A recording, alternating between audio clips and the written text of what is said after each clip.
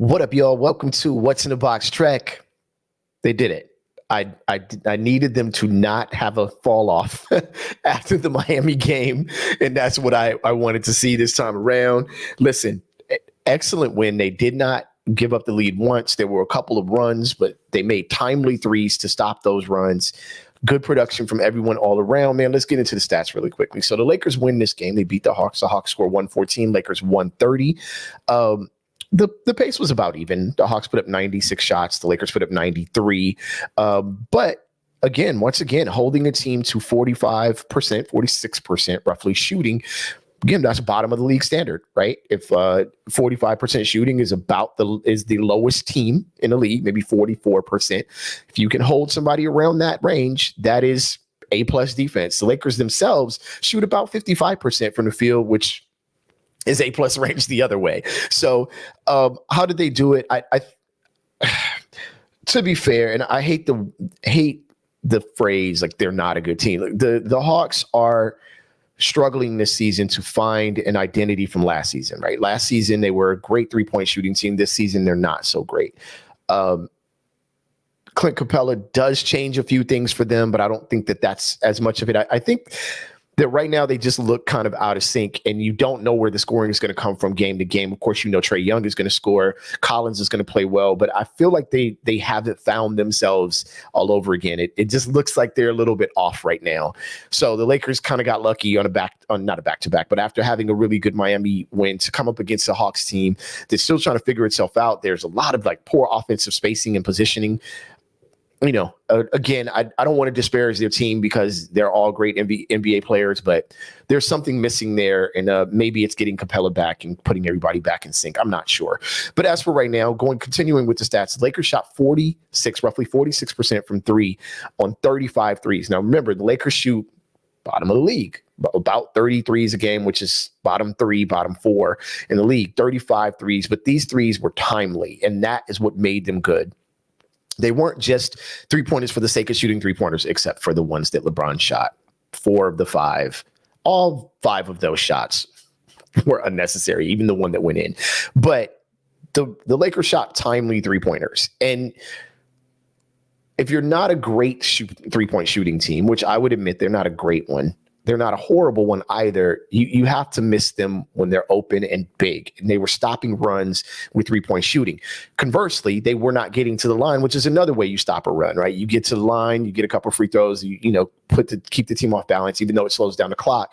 You do keep a team from being able to make a run. And since the basketball is a game of runs and you got a 20-point lead, that doesn't guarantee you anything.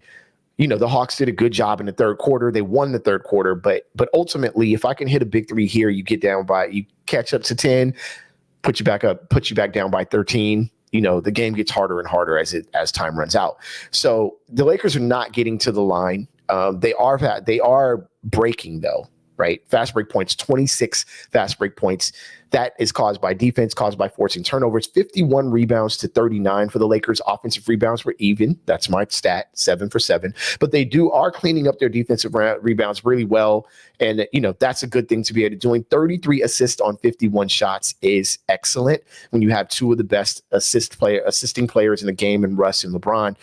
Things like that can happen. When that's not happening, too much ISO, too much out of position, and a lot of times too many pointless threes is what ends up happening there. The one stat, remember, the Lakers led in pretty much every stat but free throws and steals. And it was 8-6 in steals. Of course, those are turnovers, which leads me to my next point. It's still too many turnovers. 18 turnovers for the Lakers is too many. They're now in the bottom, group, and they don't need to be there.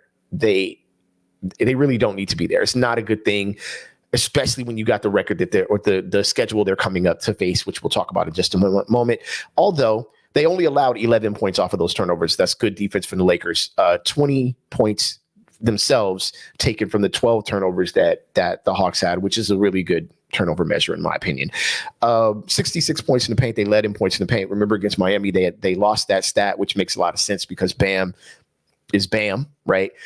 This time around, there's really nobody in the paint that can handle it, and Thomas Bryant handled that really well. And again, 13 second chance points for the Lakers to 12 for the Hawks. Now, listen, Kendrick Nunn has to replace Walker's productivity. And what is Walker's productivity? He was averaging about 13, 14 shots a night, about 48% shooting. I'm looking for the same thing from Nunn when he comes, but he's going to have to do it off of the bench. I don't like the loss of Austin Reeves, and you know I don't like the loss of Brown Jr., but if JTA is going to cover these defensive sets against twos, and they're running out a lineup that's big, like they did in starting. They started with Schroeder, JTA, I'm tripping. Beverly, LeBron, and Bryant. Sorry, guys. I think that's a Bev plays big defensively, not so great offensively, but if JTA is going to take that step defensively, then I'm fine with waiting for Reeves to get back for a couple of weeks. But here's the true, genuine story here. The reality is, if Anthony Davis does not come back in the next couple of weeks, we're going to just go ahead and call this a wrap. As much as I like how the Lakers are playing, and I do feel like they're becoming more scrappy and things of that nature, and if I look at the bottom of these standings, man, it is starting to become clogged down there. 8 of your next 10 games are against big time opponents. And I'm counting Sacramento as one of those big time opponents because you haven't been able to beat them this year. And Mike Brown, coach of the year, I don't care how mad it makes you. At some point, the levee's going to break. Thomas Bryant's playing excellent and all of that, but at some point you're going to face teams that are you're facing your injury bug now. These teams are talented from start to finish. We're near the halfway point of the league. Nobody is sluggish anymore. Everybody's got their legs under them. They've got their conditioning back.